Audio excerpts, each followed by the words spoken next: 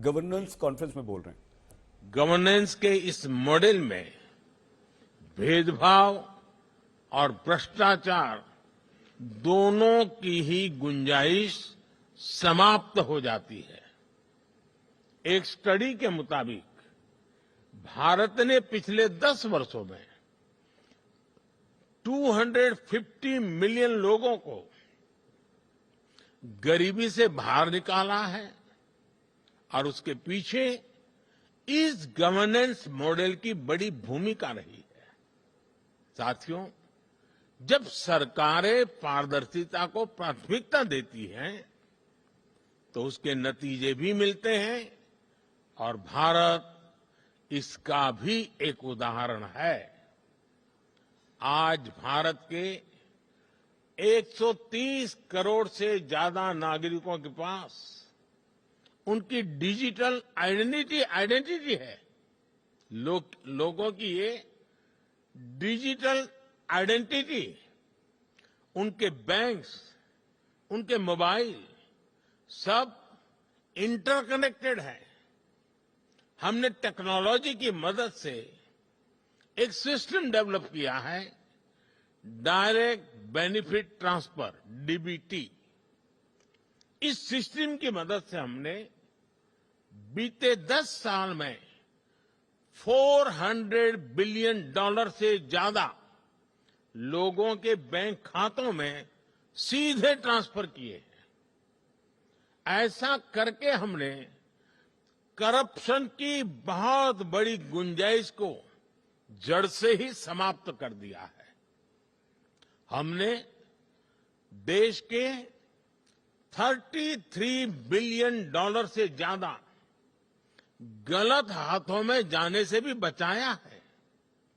Friends, जहां तक climate change की बात है तो इससे डील करने के लिए भी भारत की एक अपनी अप्रोच रही है। भारत आज सोलर, विंड, हाइड्रो के साथ साथ बायोफ्यूल्स, ग्रीन हाइड्रोजन पर भी काम कर रहा है। हमारी संस्कृति हमें सिखाती है कि प्रकृति से जितना हासिल किया है उसे लौटाने का प्रयास भी करना चाहिए। इसलिए भारत ने विश्व को एक नया मार्ग सुझाया है, जिस पर चलते हुए हम पर्यावरण की बहुत मदद कर सकते हैं। ये मार्ग है मिशन लाइफ, यानी लाइफस्टाइल फॉर एनवायरनमेंट का। ये मिशन प्रो प्लेनेट पीपल का रास्ता दिखाता है।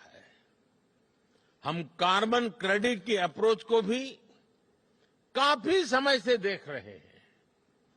अब इससे आगे बढ़कर हमें ग्रीन क्रेडिट के बारे में सोचना चाहिए। इसकी चर्चा मैंने यहां दुबई में ही COP28 के दौरान बहुत विस्तार से की थी।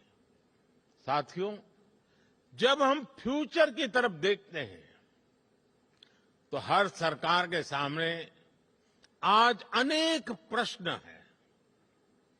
हम अपनी नेशनल सॉवरेनिटी और इंटरनेशनल इंटरडिपेंडेंस में बैलेंस कैसे बनाएं?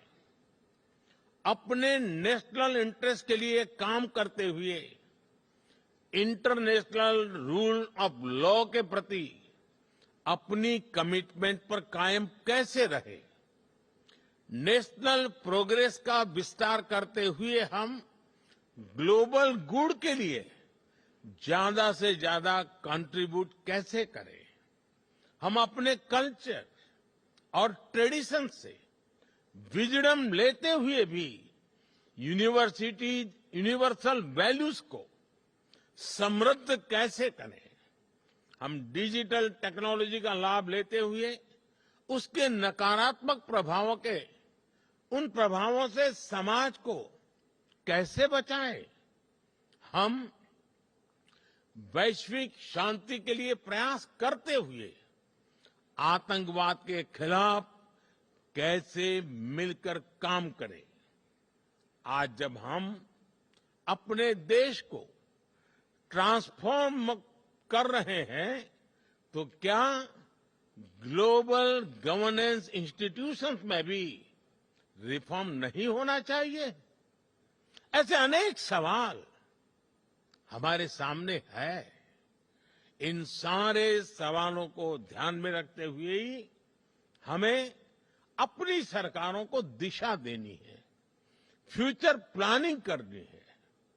हमें मिलकर कोहेसिव, कोऑपरेटिव और कोलैबोरेटिव वर्ल्ड की वैल्यूज को प्रमोट करना होगा।